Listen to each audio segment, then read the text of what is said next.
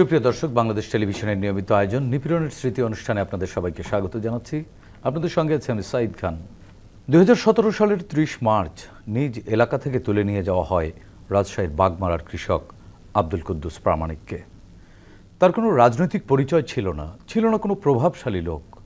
কী কারণে তাকে র্যাব তুলে নিয়েছিল তা আজও অজানাই রয়ে গেল। বাবার সেই হারিয়ে যাওয়া স্মৃতি ও পরবর্তী ঘটনা প্রবাহ তুলে ধরতে স্টুডিওতে উপস্থিত হয়েছেন তার সন্তান জাহিদ হাসান। আমরা এক দিগ্ভ্রান্ত, ক্লান্ত, শ্রান্ত সন্তানের মুখে শুনব একজন অভাগা বাবার জীবনের করুণ কাহিনী। জাহিদ, আপনাকে স্বাগত জানাচ্ছি। দর্শক, এছাড়াও অনুষ্ঠানে উপস্থিত রয়েছেন প্রবাসের বিপ্লবী জুলাই যোদ্ধা আলী আহমেদ দুলাল। 24-এর বৈষম্য বিরোধী ছাত্র আন্দোলনের সমর্থনে সংযুক্ত আরব আমিরাতের রাজপথে মিছিল করার অপরাধে যাকে কারাগারে পাঠিয়েছিল সরকার, তিনিও বলবেন কেমন ছিল সেই সব দিনগুলো। আলী আহমেদ দুলাল, আপনাকে স্বাগত জানাচ্ছি। প্রিয় দর্শক, মূল আলোচনায় যাওয়ার আগে আমরা গুমের শিকার মোহাম্মদ আব্দুল কুদ্দুস ও আলী আহমেদ দুলালের উপরে নির্মিত দুটি ছোট্ট প্রতিবেদন দেখে নেব।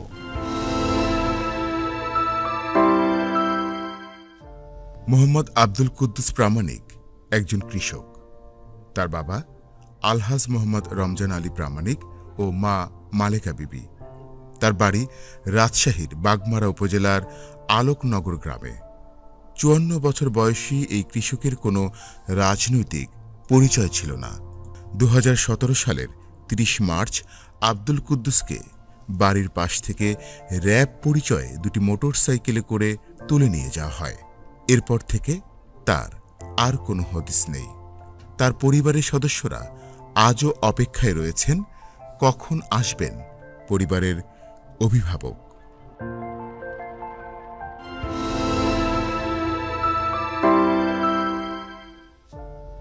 আলী আহমদ দুলাল সুনামগঞ্জের শান্তিনগর উপজেলার নোয়াখালী গ্রামে তার বাড়ি। তার বাবা সিদ্দিক আলী মেম্বার। বাবা গত হয়েছেন বেশ আগেই। সংসারে সচ্ছলতা আনতে স্ত্রী মরিয়ম আক্তার এবং 8 বছর বয়সী মেয়ে ও 3 বছর বয়সী ছেলেকে রেখে পাড়ি জমিয়েছিলেন সংযুক্ত আরব আমিরাতে।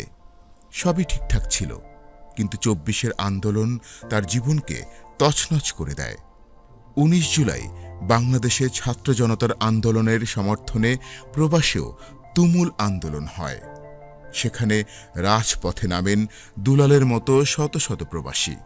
তবে আমিরাতের প্রচলিত আইনে এ আন্দোলন বিক্ষোভ প্রদর্শন দণ্ডনীয় হওয়ায় তাকে 4 আগস্ট গ্রেফতার করে দেশটির পুলিশ। এরপর তিনি সহ অনেক বিক্ষোভকারীকেই দেশে পাঠিয়ে দেওয়া হয়। দেশে ফিরে এখন বেকার জীবন কাটাচ্ছেন আলী আহমদ দুলাল।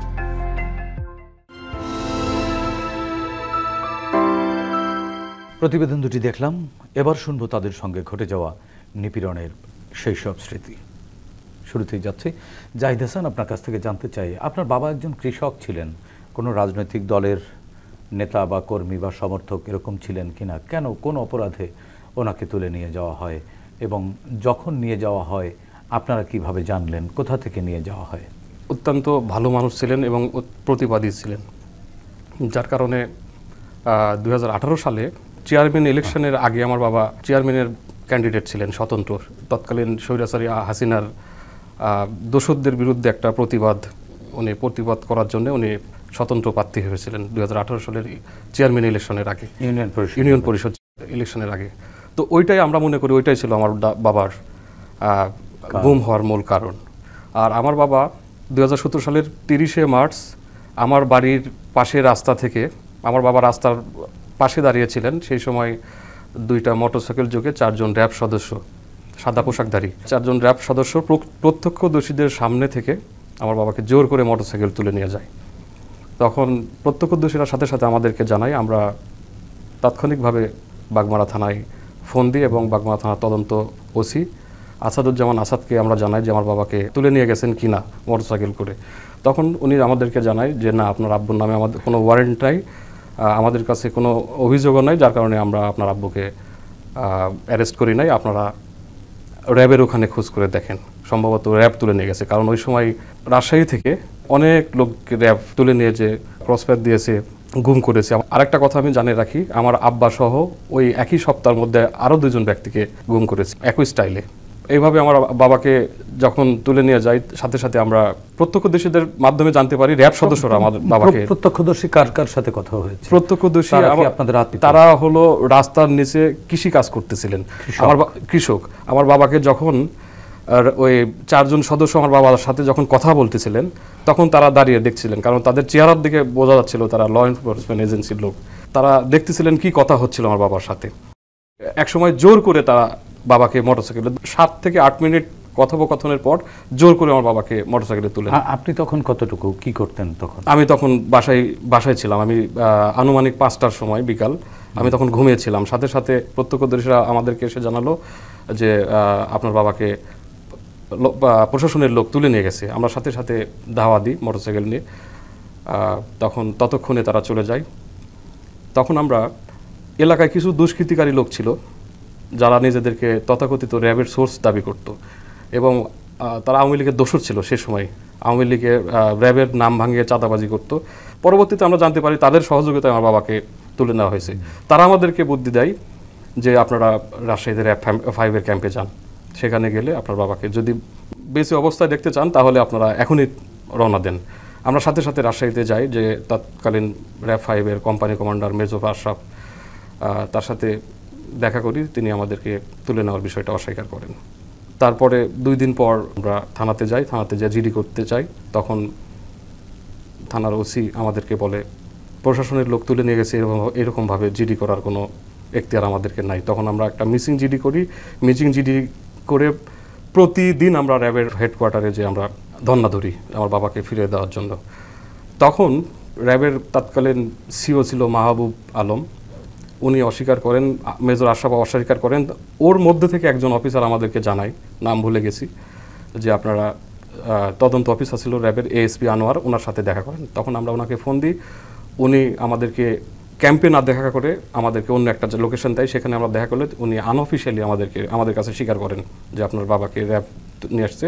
আপনারা যদি আপনার বাবাকে জীবিত চান তাহলে এখনই আপনারা আপনাদের local MP engineer Enamul Haque ওনার সাথে দেখা করেন। উনি চাইলে 24 ঘন্টার মধ্যে আপনার বাবা জীবিত ফেরত আসবে। তখন আমরা এমপির কাছে যাই। এমপি আমাদেরকে বলে দেখি আমি কি করতে পারি। তারপরে উনি আমাদেরকে জানায় হ্যাঁ আপনার বাবারা বেঁচে আছেন, আমার বাবা সহ আরও 3 জন তারা বেঁচে আছেন, তো আমাকে একটু উপর দিকে কথা বলতে হবে, কারণ মানে এমপি নিজে বলে। তারপরে আমরা বারবার, যেহেতু র্যাব অস্বীকার করে, এমপির কাছে আমার আম্মা প্রতিদিন যাই। আমরা খোঁজখবর নেওয়া বিভিন্ন জায়গায়, প্রশাসনের বিভিন্ন জায়গায়, মানে এমন কোনো জায়গা নেই যেখানে আমরা ধর্ণা দিই নাই, খোঁজ না করি নাই। তখন এমপি খোঁজখবর নিয়ে আমাদেরকে জানায় যে র্যাব নিয়েছে, তো এটা আসলে শেখ হাসিনার নির্দেশেই ওইভাবে গুম হচ্ছিল। মানে এমপি সরাসরি? হ্যাঁ, এমপি আমাদেরকে, শুধু আমাদেরকে না, এমপি তার প্রচারণা বা জনসভায় হাজার হাজার মানুষের মধ্যে উনি ঘোষণা দিয়েছেন যে, মানে উনি আসলে ক্রেডিট নেওয়ার জন্যই হয়তো বলেছেন যে তারা বেঁচে আছেন, আমি চেষ্টা করছি তাদেরকে জীবিত আমি উদ্ধার করব। তো ওইভাবে এমপি আমাদেরকে আরও কিছু কথা বলেছিলেন যে আপনারা কোনো প্রেস ব্রিফিং করবেন না, কোনো মিডিয়াতে যাওয়ার দরকার নেই, কোনো মানবাধিকার সংস্থাতে যাওয়ার দরকার নেই, এগুলো করলে আপনার বাবার ক্ষতি হবে। আমি চেষ্টা করছি, আমি প্রধানমন্ত্রী শেখ হাসিনার সাথে কথা বলে তাদেরকে উদ্ধার করব। সেভাবে আমাদের প্রায় 1.5 বছর কেটে যায়। এর মধ্যে কি প্রতিনিয়ত ওনার সাথে এর মধ্যে আমরা আর কতদিন ওয়েট করব? তখন আমরা মানবাধিকার সংস্থা অধিকার, আপনারা নাম শুনেছেন, যারা গুম নিয়ে কাজ করেন, তারা আমাদের সাথে যোগাযোগ করলে তাদের সহযোগিতায় আমরা নিউজ করি, প্রেস ব্রিফিং করি, হিউম্যান চেন করি রাজশাহীতে। তো হিউম্যান চেন করার সময় আপনারা জানেন তখন স্বৈরাচারী শাসন আমলে আমরা যে ভিকটিম পরিবারের সন্তান, আমরা রাস্তায় আমার বাবার জন্য দাঁড়াতে পারি নাই। বিভিন্নভাবে আপনার ল এনফোর্সমেন্ট এজেন্সি, গোয়েন্দা সংস্থার লোকজন আমাদেরকে বাধা দিয়েছে। আমার বাবা গুম হয়েছে এটা আমরা কোনো জায়গায় বলতে পারি না, বললে মনে হয় যে আমরাই অপরাধী। মানে আপনার বাবার সাথে আপনার সম্পর্ক কেমন ছিল? উনি কি কখনো আপনাকে এরকম উনি বিপদে পড়তে পারেন বা এরকম ওনার শত্রু আছে? না, এরকম কোনো কিছুই আমরা জানতাম না, এমনকি গুম শব্দের সাথে আমরা পরিচিত ছিলাম। আপনার বাবার সাথে আপনার সম্পর্কটা কেমন? অনেক ভালো ছিল। মানে কখনো নানান বিষয় তো আলোচনা হতো, কোন কোন বিষয়ে আলোচনা হতো? তখন কি মিনিমাম আশঙ্কা? আমার বাবার বিরুদ্ধে কেস ছিল কি রকম কেস? তখন ওই যে আপনার আওয়ামী লীগ সরকার ক্ষমতা আসার পরে রাজনৈতিক হয়রানি কিছু কেস ছিল, চাঁদাবাজির মামলা, যে চাঁদাবাজির মামলা বাদী ছিল, এমনও বাদী আছে যাদের কোর্টে হাজির করা হতো নারায়ণগঞ্জ থেকে। তার নারায়ণগঞ্জে রিক্সা চালাতো উনি, তাকে যাওয়া আসার খরচ দিয়ে কোর্টে তুলতে হতো। বাদী নিজেও বলতেন যে আমার কিছু করার ছিল না, আওয়ামী লীগের নেতারা মামলা করাইছে আপনাদের। তখন আমার বাবার সাথে 70 থেকে 75, 80 জন করে একটা করে মামলার আসামি ছিলেন, যেমন রুহুল কুদ্দুস তালুকদার দুলু, নাদিম মোস্তফা, রাজশাহীর কেন্দ্রীয় নেতাগুলা, ব্যারিস্টার আমিনুল হক, এই ধরনের রাজনৈতিক নেতাদের সাথে 70-80 জন আসামির কতগুলো মামলা? 3 থেকে 4টা মামলা, রাজনৈতিক হয়রানি মামলা। এই 3-4টা মামলা, এই 3-4টা মামলা সব প্রত্যেকটা মামলা জামিনে ছিলেন, হাজিরা দিতেন উনি। এবং গুম হওয়ার সময় 2টা মামলা খারিজও হয়ে গেছিলেন, একটা মামলা বাকি ছিল, এরকম 1-2টা এরকম মামলা। আমি সঠিক যেদিন আপনার বাবা গুম হয়, যেদিন আপনার বাবাকে তুলে নিয়ে যায়, ওই দিন বা এর আগে পরে কোনো বিষয়ে আলোচনা হয়েছে? না না না। তারপরে কি করলেন? তারপর আমরা বারবার র্যাবের ক্যাম্পে যাওয়া শুরু করলাম, ঢাকাতে আসলাম, অধিকারের সাথে সম্পৃক্ত হলাম, অধিকারের সাথে বিভিন্ন প্রোগ্রামে অ্যাটেন্ড করলাম, আমাদের দুঃখের কথাগুলো আমরা বিভিন্ন জায়গায় বলা শুরু করলাম। এমপির সাথে যোগাযোগ রাখলাম, এমপি বলে যে আমি প্রধানমন্ত্রীর সাথে কথা বলেছি, তারা ব্যবস্থা করবে। আমাদের রাজশাহীর এসপি ছিলেন তখন শহীদুল্লাহ, রাজশাহীর এসপি, উনি বললেন এগুলা তো গুম তো প্রধানমন্ত্রীর নির্দেশেই হয় বা স্বরাষ্ট্রমন্ত্রীদের নির্দেশে হয়, আইন শৃঙ্খলা বাহিনী সরাসরি এভাবে? হ্যাঁ, এভাবেই বলতেন। এবং এসপি অফিসে গেলে উনি নিজে র্যাবের কোম্পানি কমান্ডারকে ফোন দিতেন, ফোন দিতেন আমাদের সামনে, ফোন দিতেন যে এই যে সন্তানগুলো আসছে, সন্তানের মারা আসছে, কান্নাকাটি করতেছে, আপনারা তো বহু মানুষকে হত্যা করেছেন। সে সময় কিন্তু রাজশাহীতে ওই যে ওয়ার অন ড্রাগ, এই অপারেশনের নামে কিন্তু বহু মানুষকে ক্রসফায়ার দিয়েছেন। আপনি কি সরাসরি ওই পাশ থেকে লাউড স্পিকারে শুনেছেন? আমাদের সামনে কথা হতো। আচ্ছা আচ্ছা। এসপি বলতো, এসপি বলতো যে আপনি এই লোকগুলাকে ছেড়ে দেন। মেজর আশরাফ বলতো আমরা তুলে নিই নাই। কিন্তু র্যাবের মধ্যে থেকে লোকজন আমাদেরকে বলতো যে ব্যক্তি আপনার কাছে স্বীকার করেছে র্যাবের, এরকম কারোর নাম মনে পড়ে? হ্যাঁ, এএসপি আনোয়ার, তদন্ত অফিসার র্যাবের, উনি স্বীকার করেছেন। এবং আমার বাবার সাথে 5 আগস্টের পরে দেশের যে একটা পরিবর্তন হলো, তখন অনেক সারফেসড অ্যালাইভ ভিকটিমদের সাথে আমাদের পরিচয় হয়। কীভাবে পরিচয়? বিভিন্ন প্রোগ্রামে, ইউভিডি, অধিকার, এরা যখন ভিকটিম ফ্যামিলিদের নিয়ে সাইকোসোশ্যাল বা বিভিন্ন ধরনের প্রোগ্রাম করে, সেখানে বহু ভিকটিমদের সাথে দেখা হয়, যাদের সাথে পরিচিত হলে তারা বলে যে আমরা রাজশাহীতে ছিলাম, র্যাব 5-এ ছিলাম, ডিটেনশন সেলে ছিলাম, তো বাগমারার 2জন লোক ছিল, আমার 3জন লোক ছিল। তখন আমি নিজের পরিচয়টা গোপন রেখে জিজ্ঞেস করতাম যে এরকম 2-3 লোক পাইছি আমি, ওনাদের নাম কি বলেছেন? তারা বলেছে একসাথে আমরা ছিলাম রাজশাহী। তারপরে ওনাদের পরিণতি, তারপরে 1 বছর একজনের বক্তব্য, লাস্ট প্রেস ক্লাবে আমি তার সাথে কথা হয়েছে, উনি বাসা দিনাজপুরে, ওনার ফোন নাম্বার, নাম এখনও উনি কথা বলেন আমার সাথে, এবং উনি বলছেন যে এর ন্যায় বিচার পাওয়ার জন্য সারা পৃথিবীর যে কোনো জায়গায় গেলে আপনার আব্বার জন্য আমি যাবো, সাক্ষী হব। উনি কি জানিয়েছেন? উনি জানিয়েছেন যে আমার বাবার সাথে উনি 1 বছর ছিলেন র্যাব 5-এর হেডকোয়ার্টারে রাজশাহীতে। তারপরে উনি এবং আমার বাবা সহ আরো 2জন, ওনার সাথে আরো 2জন একই গাড়িতে একদিন ক্যাম্প থেকে বের করেছেন। বের করার পরে একটা জায়গায় নিয়ে যে ওনাকে একদিকে নিয়ে গেছেন, আর ওই 3জনকে আরেকদিকে নিয়ে গেছেন। এটাই সর্বশেষ ওনার কাছে আপডেট আমার বাবার সম্পর্কে। এবং তারপরে 1.5 বছর পর, ঘটনার 1.5 বছর পর, আমার বাবার সাথে আরেকজন ব্যক্তি ছিলেন, ওনার নামও আব্দুল কুদ্দুস, রাজশাহীর বাগমারা থেকে। উনি একটু ইয়াং ছিলেন, আমার চাইতে একটু 2-3 বছরের বড় ছিলেন এবং একটু স্মার্ট ছিলেন, যার কারণে উনি র্যাবের কোনো সদস্যের ফোন থেকে ভিডিও কল দিয়েছেন ওনার পরিবারে। 1.5 বছর, ঘটনার 1.5 বছর পর উনি বলেছেন আমি রাজশাহীতে চাঁপাইনবাবগঞ্জের একটা ক্যাম্প থেকে উনি বলতেছিলেন, যে সদস্যর ফোন থেকে কথা হয়েছে, উনি রিকোয়েস্ট করেছেন যে এটা যাতে প্রকাশ না করলে ওনার হয়তো চাকরি চলে। তো উনি বলেছেন যে সরকারের উচ্চ পর্যায়ের লোকজনের সাথে কথা বলতে, দ্রুত আমাদেরকে ছাড়ানোর ব্যবস্থা করতে। ছাড়াতে পেরেছিল ওনারা? এখনো তো ফেরত আসে নাই আমার বাবারা। মানে ওই ব্যক্তি যে ভিডিও কল দিয়েছিলেন উনি ফেরত এসেছেন? না, উনিও কথা বলেছেন তার স্বজনদের সাথে, পরিবারের সাথে, আমার বাবার সাথে, বাগমারা থেকে আরো 2জন ব্যক্তি। মানে ওনার যে ব্যক্তি ভিডিও কলে ওনার পরিবারের সাথে কথা বলেছিলেন, উনি কি ওনার পরিবারে ফিরে এসেছেন? 3জন এখনো একই অবস্থায় আছেন, 3জন কেউ ফেরত আসে না। এই 3জনের কেউ ফেরত আসে না। জাহিদ হাসান, আপনার কাছ থেকে শুনবো, আমরা একটু দুলালের কাছ থেকে শুনে আসি। আলী আহমদ দুলাল, আপনি তো সংযুক্ত আরব আমিরাতে ছিলেন। জুলাই 2024-এর আন্দোলন যখন বাংলাদেশে চলছে এবং সারা দেশের যখন রক্তাক্ত রাজপথ, ঠিক তখন আপনারা মধ্যপ্রাচ্যে ভাগ্যের অন্বেষণে গেছেন, জীবন বদলানোর স্বপ্ন নিয়ে গেছেন, যেই দেশটিতে আসলে রাজতন্ত্র চলছে, যেই জায়গায় মিছিল মিটিং এগুলো নিষিদ্ধ ছিল, এগুলো জেনেও কোন সাহসে আসলে প্রতিবাদ জানালেন, মিছিল করলেন, এবং শেষ পর্যন্ত তো খালি হাতে ফিরতে হলো। 19শে জুলাই সংযুক্ত আরব আমিরাতে আমি আবুধাবিতে বিক্ষোভ মিছিল করি। এখানে এর আগে যেটা বাংলাদেশে হচ্ছিল যে আমরা আপনাদের ইলেকট্রিক মিডিয়া এবং বিভিন্ন ইউটিউব, ফেসবুক, অন্যান্য প্ল্যাটফর্মে আমরা বাংলাদেশের যে ছাত্রদের ওপর যে নির্মম হত্যাযজ্ঞ এটা আমরা দেখি প্রবাস থেকে। তো দেশে যারা আছে আসলে এরা তো আমাদেরই ভাই, আমাদের বন্ধু, আমাদের আত্মীয়। আর প্রবাসে থাকলে আসলে একটা বিষয় কী হয় যে আমরা সবসময় দেশের ভালোটা চাই। আমরা চাই আমার স্বদেশ ভালো থাকুক, আমার মাতৃভূমি ভালো থাকুক। বিদেশে থাকলে এমনিতেই দেশের জন্য মনটা কাঁদে প্রবাসীদের। আমরা ওই দেশে অনেক শ্রম বিক্রি করি উন্নত দেশের সাথে, আমরা তখন আমাদের দেশটাই কম্পেয়ার করি যে আমরা কেন উন্নত জাতি বা আন্দোলনে গেলেন কেন? তো আমি আন্দোলনে গেলাম এই যে বাংলাদেশের যে অবস্থা, এটা যখন ইন্টারনেট বন্ধ করে দেয়, যে হত্যাযজ্ঞ চলে, যেটা আমরা প্রথমে এই রেমিটেন্স বন্ধ করে দিই আমরা সক্রিয়ভাবে। আমরা একে জুলাই শুরু থেকে আমরা আমি রেমিটেন্স দেই নাই, অনেকেই দেয় নাই, আমরা মানে নিরুৎসাহিত করতে থাকি অনেককে।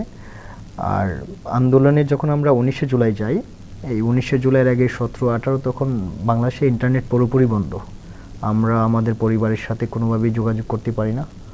আন্তর্জাতিক অনেক মিডিয়াতে বাংলাদেশের এই হত্যাযজ্ঞগুলো দেখছি, লাশের স্তূপ, ছাত্রদের গ্রেপ্তার করে নিয়ে হচ্ছে, কী হচ্ছে না হচ্ছে, আল জাজিয়ার। তো আমরা চিন্তা করলাম যে এখন এই যে বিশ্ব দরবারে বা আন্তর্জাতিক মিডিয়াকে বাংলাদেশে কি হচ্ছে, এই যে গণহত্যাযজ্ঞ হচ্ছে, এগুলো আসলে তুলে ধরা দরকার। তো এর আগে কিন্তু আমরা দেখেছি যে ইউরোপ, আমেরিকায়, এমনকি ইন্ডিয়াতে, কলকাতায়, বিভিন্ন রাষ্ট্রে যে মানুষ বাংলাদেশের পক্ষে, ইভেন শুধু বাঙালিরা না, অন্যান্য দেশের মানুষও যে বাংলাদেশের ছাত্র আন্দোলনের পক্ষে ওনারা সোচ্চার এবং প্রতিবাদী।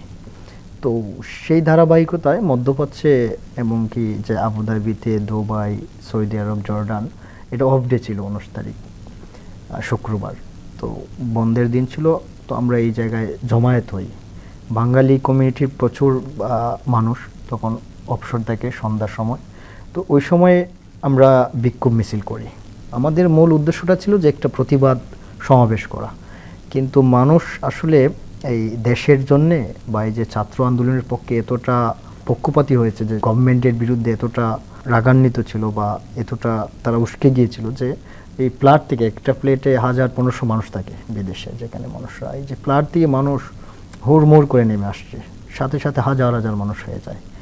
তো আমরা জানতাম যে ইমারত বা আরব কান্ট্রিগুলোতে গণতান্ত্রিক বিষয়গুলো এবং জমায়েতগুলা, মিছিল মিটিং সম্পূর্ণ নিষেধ, এটা আমরা জানতাম। এই জানার পরও আসলে আমাদের আবেগ অথবা এই দেশের প্রতি আমাদের প্রেম বা ছাত্র আন্দোলনের প্রতি আমাদের সমর্থন এবং এই যে ফ্যাসিস্ট সরকারের প্রতি আমাদের ঘৃণার বহিঃপ্রকাশে এটা একটা অংশ হয়ে যায়, এটা বড় ধরনের বিক্ষোভ মিছিল হয়ে যায়। এরপরে মানে আপনাদের তো গ্রেফতার করা হয়, 19 তারিখে আন্দোলন করলেন, কত তারিখে গ্রেফতার হলেন? আমি গ্রেফতার হয়েছি 5ই অগস্ট। 5ই অগস্ট, হ্যাঁ 5ই অগস্ট। আমি শেখ হাসিনা যেদিন পতন হয় তখন আমি ছিলাম, দেশে আসতে চাইছিলাম, আমি ইমিগ্রেশন দিয়ে গ্রেফতার হই। আমরা যারা আন্দোলন করছিলাম, আমি একটা বক্তব্য দিয়েছিলাম একটা রাস্তায় রেমিটেন্স বন্ধের জন্য, তো ওইটার ফিঙ্গার করেছিল। আমি যখন ইমিগ্রেশনে আসি, তো আমি ইমিগ্রেশন পাস হতে পারি নাই। আমি বোর্ডিং পাস করছিলাম, কিছু মালসাবন নিয়েছিলাম, এগুলো ফেরত পাই না আর। তো যে গ্রেপ্তার প্রক্রিয়াটা শুরু হয় মূলত 21শে জুলাই, 19শে জুলাই হয়, 22শে জুলাই একটা রায় হয় ওই দেশে। তখন প্রথম 57 জনের, এটা অ্যামনেস্টি ইন্টারন্যাশনাল সহ এই রায়ের নিন্দা জানায়। 19শে জুলাই গ্রেপ্তার বিক্ষোভটা করার পরে 22শে জুলাই 57 জনকে 3 জন যাবজ্জীবন, একজন 11 বছর আর 53 জনকে 10 বছর করে রায় দেওয়া হয়। হ্যাঁ, ওই রায়টার খুব নিন্দা হয়। তারপরে 2.5 মাস টোটাল আমরা বাড়িতে খোঁজ দিতে পারি নাই, আমাদের পরিবার আমাদের খোঁজ পায় নাই। তারা ঢাকায় আসছে, মানববন্ধন করছে বিভিন্ন জায়গায়, এবং এটা খুব নির্মম একটা বিষয় ছিল, খুব ভয়ঙ্কর একটা প্রসেস ছিল। এই যে ভয় হয়নি যে দণ্ড হয়ে গেছে বিদেশের মাটিতে? হ্যাঁ, এটা ভাগ্য উন্নয়নের জন্য গেলেন, সেই ভাগ্যটাই তো। জি, ভাগ্য উন্নয়নের জন্য গেলাম, আসলে একেবারে হুমকিতে পড়ে গেল। আমি প্রবাসীদের প্রতি কৃতজ্ঞ। আমরা প্রবাসী কাজ করছি, প্রবাসীরা সব সময় দেশের ভালোটা চায়। এরা শ্রম বিক্রি করে দেশে অর্থ প্রেরণ করে। এবং বাংলাদেশ সরকারের পক্ষ থেকে কি আপনাদের পাশে দাঁড়িয়েছে কিনা? না, বাংলাদেশ সরকারের পক্ষ থেকে আসলে আমরা ডক্টর মোহাম্মদ ইউনূসের কাছে কৃতজ্ঞ যে উনি ওনার যোগাযোগের মাধ্যমে আমাদের মুক্ত করে আনছেন। আমার নিজের 24 বছরের সাজা হয়েছিল, একটু সরাসরি আমাদের রায় শোনাতো, আমাদের কোনো বক্তব্য নেওয়া হতো না, আমাদের যে ভিডিও আছে এটাই হচ্ছে তাদের প্রমাণ। তো ওনার কাছে কৃতজ্ঞ। আমরা দেশে আসার পরে উনি আমাদের ওয়েস্ট কল্যাণ বোর্ড থেকে একটা 50,000 টাকা চেক দিয়েছেন। তারপর ওনারা ওয়াদা করছেন যে ডক্টর আসিফ নজরুল প্রবাসী কল্যাণ মন্ত্রণালয়ের উপদেষ্টা যে আমাদের পুনর্বাসনের প্রক্রিয়া হবে, কিন্তু 1 বছর যাওয়ার পরেও সেই প্রক্রিয়ার কোনো কিছুই আমরা এখনো দেখি নাই। সেই না পাওয়ার কথা শুনবো আমরা একটু জাহিদ হাসানের কাছ থেকে আরেকটু শুনে আসি। তার বাবাকে হারিয়েছেন, আজও খুঁজে পাননি। জাহিদ হাসান, এরপরে কি হলো? তারপরে আমরা অধিকারের সাথে সম্পৃক্ত হলাম। অধিকারের সাথে সম্পৃক্ত হয়ে বিভিন্ন অধিকারের প্রোগ্রামে অ্যাটেন্ড করলাম। মানে এর মধ্যে কি আপনারা মামলা করতেই পারেননি? এর মধ্যে কোনো মামলা করতে পারিনি। তাহলে বাবাকে খুঁজছেন? এমনকি আমরা থানায় গেলে আমরা নিজেরাই এর বাইরে বাবাকে খোঁজার জন্য অন্য কোনো পথ অবলম্বন করেছিলেন কিনা? 5 তারিখের পরে আমরা করেছি। 5 তারিখে কি আশাবাদী ছিলেন? এর আগে অধিকারের মাধ্যমে 5 তারিখে কি আশা করেছিলেন? 5 তারিখে আশা করেছিলাম যে দেশের একটা পরিবর্তন হয়েছে, হয়তো বা আমার বাবা সহ আরো যারা যতগুলা ভিকটিম আছে যারা এখনো ফেরত আসে নাই তারা সেটি তো আছেই, কিন্তু নিজের বাবাকে নিয়ে কি চিন্তা করেছিলেন? প্রস্তুতি কি ছিল মানসিকভাবে? প্রস্তুতি ছিল আমার বাবা হয়তো বা ফেরত আসবে, ফেরত আসলে আমরা আবার পরিবারের সবাই, কারণ আপনি ভালো করে জানেন পরিবার থেকে বাবা নাই মানে সবকিছুই হারানো। তো আমরা অনেক আশায় ছিলাম যে 5 তারিখের পর হয়তো বা কোনো এক সকালে বা কোনো এক রাতে সকালে ডাক দিবে, এসে আমাদেরকে ডাক দিবে বা কোথাও থেকে একটা ফোন পাবো যে আমি আসছি। এখনো কি মনে হয়? এখনো মনে হয়। 5 তারিখের পরে সাভারের ধামরায়ের রহমতুল্লাহ নামে একজন ভিকটিম ছিলেন, যাকে বাসা থেকে চারিদিকে ঘেরাও করে র্যাব তুলে নিয়ে যায় রাত্রে। তারপরে 8 থেকে 9 মাস বাংলাদেশে র্যাবের ডিটেনশন সেলে রাখার পরে তাকে বর্ডার ক্রস করে, বেনাপোল বর্ডার ক্রস করে ভারতে পুশ ব্যাক করা হয়। তো সেইখানে তাকে দমদম কারাগারের একটা ডিটেনশন সেলে রাখা হয়, কারাগারের মধ্যে একটা ডিটেনশন সেলে রাখা হয় এবং প্রতিনিয়ত তাকে অত্যাচার করা হয়, টর্চার করা হয়েছিল। তো আমরা পরে জানতে পারি যে তাকে এত পরিমাণ টর্চার করা হয়েছে, পায়খানা করে তার গায়ে পায়খানা ছিটিয়ে দেওয়া হয়েছে, এরকম নির্মমভাবে অত্যাচার করা হয়েছে। তো 5 তারিখের পরে আল্লাহর একটা, হাসিনা সরকার যখন পালিয়ে গেল তখন 5 তারিখের পরে তার পরিবার তাকে চাঁপাইনবাবগঞ্জ বর্ডার দিয়ে বাংলাদেশে পুশিন করেছে ভারত সরকার। তো আমরা এখনো মনে করি হয়তো আমার বাবা সহ আরো বাবাও কোনো একদিন এভাবে আমরা মনে করি হয়তো ভারতে থাকতে পারে, কারণ আপনারা ভালো করে জানেন যে ভারতে থাকতে পারে। এই মনে হয় কেন? এই মনে হওয়ার সিম্পটম আপনার কি?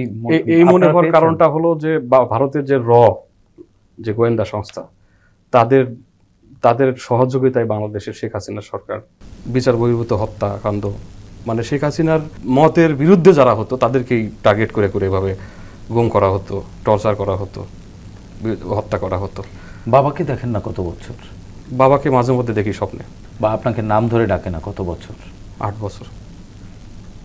এই 8 বছরে কি বাবার স্মৃতি একটুও ভুলতে পেরেছেন? একটুকু পারিনি। কি মনে হয় ছোট ভাই বোন তাদেরকে সান্ত্বনা দেন কিভাবে, বা আপনার মাকেই বা কিভাবে সান্ত্বনা দেন, নিজে কিভাবে সান্ত্বনা পান? প্রথম তো পরিবার শেষ হয়ে যাচ্ছিল, মানে এখনো আম্মা অসুস্থ, মাঝে মধ্যে সেন্সলেস হয়ে যায়। একই সান্ত্বনা কত বছর দিতে দিতে তো 8টা বছর হয়ে গেল। তো নিজে একটু শক্ত হয়েছি, আরও যেগুলো ফেরত না আসা পরিবারগুলো আছে তাদের সাথে কথা বলি, ভিকটিম পরিবারের সদস্যদের সাথে কথা বলি, আমাদের দুঃখ কষ্ট, অন্যের কষ্ট শুনে নিজের কষ্টটা একটু লাঘব করার চেষ্টা করি। যতই হাসি খুশি থাকার চেষ্টা করি, রাত্রি যখন ঘুমাতে যাই তখন চোখ বন্ধ করলে বাবার স্মৃতি মনে পড়ে।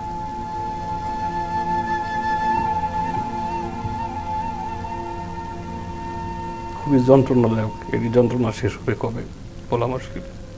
নিজেই তো মানবাধিকার নিয়ে কাজ করছেন, অন্য মানুষের দুঃখ কষ্ট এভাবে হারিয়ে যাওয়া মানুষদেরকে সান্ত্বনা দিচ্ছেন। 5 তারিখের পরে পরিবর্তিত বাংলাদেশে অনেকেই মামলা করেছেন, আপনি কি মামলা করেছেন? আওয়ামী লীগের সময় অধিকারের মাধ্যমে জাতিসংঘের WGD-তে মামলা করেছিলাম। সেই মামলা জাতিসংঘে তারা বাংলাদেশ সরকারকে 6 মাস পর পর আমরা আপডেট পেয়েছিলাম যে 6 মাস পর পর সরকার একটা রিপোর্ট দিত। এখন কি অবস্থা সর্বশেষ? এখন ওইভাবে আছে। আমরা 5 তারিখের পর গুম এনকোয়ারি কমিশন যেটা আছে সেখানে আমরা অভিযোগ দিয়েছি, ওটা ইনভেস্টিগেশন চলতেছে। তারপরে আমরা আইসিটিতে একটা অভিযোগ দিয়েছি। মামলার রায় চান না বাবাকে চান, কোনটা? আমরা বাবাকেও চাই এবং গুমের মতো মানবতা বিরোধী অপরাধের সাথে যারা সম্পৃক্ত ছিলেন, শেখ হাসিনা সহ শেখ হাসিনার যারা দোসররা, যারা শেখ হাসিনায় ক্ষমতায় বসানোর জন্য, ক্ষমতা দীর্ঘায়িত করার জন্য যারা গুম করেছেন, তাদের সর্বোচ্চ শাস্তি দাবি। ধরে নেন আপনার বাবার কি পরিণতি আল্লাহ ভালো জানেন, মহান সৃষ্টিকর্তাই জানেন, আমরা জানি না। আমরা প্রত্যাশা করি তিনি ফিরবেন, কিন্তু যদি অনেকের মতো আর না ফেরে, কিসের বিনিময়ে এই কষ্ট ভুলতে পারবেন? এই কষ্ট আসলে এই শূন্যতা পূরণ করার, মানে বাবার কোনো বিনিময় হয়? কোনো বিনিময় হয় না। বাবার জায়গায় কাউকে জায়গা দেওয়া যায় না। মানে বাবাকেই চান? বাবাকেই চাই। একই সঙ্গে বিচার চান? বিচার চাই। জি। আলী আহমদ দুলাল জি ফিরলেন, রাষ্ট্র আপনাকে স্বীকৃতি দিল, জি আপনি প্রবাসের জুলাই যোদ্ধা। এতে কি মনে হয় যে আপনার যে পরিশ্রম, আপনার যে ত্যাগ যথার্থ সম্মান পেয়েছেন? না, আসলে এই সম্মানটার প্রতি আমার খুব একটা আগ্রহ নাই। আমাদের যে ত্যাগ যেটা ছিল, যে আমরা চাই রাষ্ট্র ভালো থাকুক, বিশেষ করে আপনি তো অনেক টাকা পয়সা খরচ করে বিদেশে গিয়েছিলেন, জি এটা ফিরলেন কি শূন্য হাতে? এখন কিভাবে জীবন চলছে? এবং এখন আমি আমাদের উপজেলা ইউনো অফিসার, নির্বাহী অফিসার নিশকান্ত শাহ, ওনাদের খরচের মাধ্যমে আমাকে একটা দোকানঘর করে দিয়েছেন, একটা ক্যান্টিনের মতো করে। তো উনি করছেন, পাশাপাশি রাষ্ট্র একটু হলেও দেখছে। কিন্তু আমাদের চাওয়া হচ্ছে যে দেশটা যেন ভালো থাকে, মানে সম্মানবোধ কাজ করে নিজের মধ্যে, নিজেকে গর্বিত মনে হয়। হ্যাঁ, গর্বিত মনে হয়, এটা ভালো সান্ত্বনা পান। দেশের পক্ষে যে আমি যে আঘাত পাইছি, জেল কাটছিলাম, এর আগেও আমি এই দেশের পক্ষে কথা বলতে গিয়ে আমি জেলে গেছিলাম। এবং যাদের কারণে গেছেন তাদের জন্য আপনার বক্তব্য কি? আমাদের যে দেশের যে কালচার, যেটা আমরা যে উন্নত রাষ্ট্রগুলো চাকরি করছি, যে আমরা চাই আমাদের দেশে উন্নত কালচারটা আসুক। এই যে ঘুমের এক ধরনের গণতন্ত্র বা এক ধরনের মানুষের অধিকার, হ্যাঁ এটা গণতন্ত্র, যাতে নিশ্চিন্তে বসবাস করে, মানুষের মূল্যবোধটা যাতে টিকে থাকে। বিশেষ করে আমাদের যারা প্রবাসে যাই, আমাদের নানান সমস্যা হয় প্রবাসের মাটিতে। বাঙালির কিন্তু খুব পরিশ্রমী।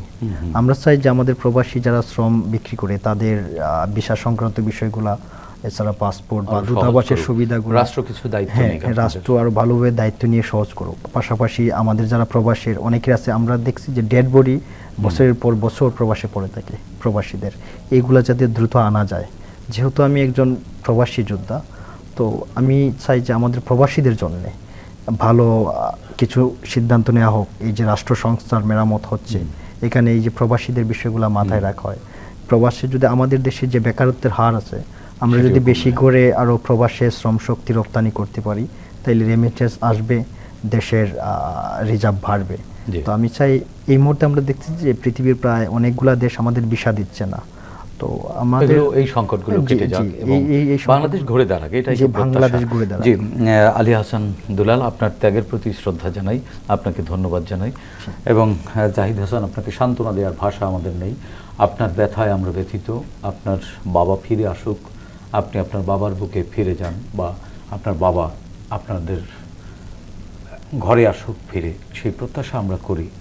এবং আপনার পরিবার যেন এই কষ্ট সইতে পারে, এই কষ্ট যেন জয় করতে পারেন, সেই প্রত্যাশা করি। আপনাকেও ধন্যবাদ। প্রিয় দর্শক, শেখ হাসিনা সময়ের স্রোতে হারিয়ে যাওয়া এক ঘৃণিত স্বৈরাচারের নাম, যিনি নিজের ক্ষমতাকে দীর্ঘস্থায়ী করতে বিরোধী রাজনৈতিক কর্মীদের উপরে চালিয়েছিলেন নিপীড়ন। তার এই নিপীড়ন পৃথিবীর বহু স্বৈরাচারের রক্ত নদীকে করেছে ম্লান, গড়েছে নির্মমতার নতুন রেকর্ড। রাজনৈতিক কর্মী থেকে সেনা অফিসার কিংবা ব্যবসায়ী থেকে কৃষক, সব শ্রেণী পেশার মানুষই ছিল হাসিনার গুম রাজ্যের বাসিন্দা। তাদের অনেকেই হয়তো জানেন না কি তাদের অপরাধ, কি কারণে এমন পরিণতি ভোগ করতে হচ্ছে তাদের। আমাদের প্রত্যাশা, ঘরে ফিরে আসুক কৃষক এই বাবা, যার প্রতীক্ষায় আজও পথপানে চেয়ে আছে তার পরিবার। আর প্রবাসের জুলাই যোদ্ধাও ফিরে পাক একটি স্বাভাবিক জীবন, ফিরে যাক আপন কর্মে। সংসারের যে বোঝা বহনের গুরুভার তার কাঁধে, সেটি যেন সে বহন করতে পারে নির্বিঘ্নে, সম্মানের সঙ্গে। আমাদের বিশ্বাস, রাষ্ট্র সরকার গুম হওয়া কৃষক আব্দুল কুদ্দুস ও প্রবাস ফেরত আলী আহমদ দুলালের পাশে দাঁড়াবে। দর্শক, এই অনুষ্ঠানে চাইলে আপনিও যোগ দিতে পারেন। আমাদের ইমেল nipironersmriti.btv@gmail.com-এ পাঠাতে পারেন আপনার সঙ্গে ঘটে যাওয়া যে কোনো নিপীড়নের ঘটনা। আগামীতে বাংলাদেশ টেলিভিশনের মাধ্যমে আমরা সেগুলো তুলে ধরব। সে পর্যন্ত সবাই ভালো থাকুন, সুস্থ থাকুন, বাংলাদেশ টেলিভিশনের সঙ্গেই থাকুন। খোদা হাফেজ।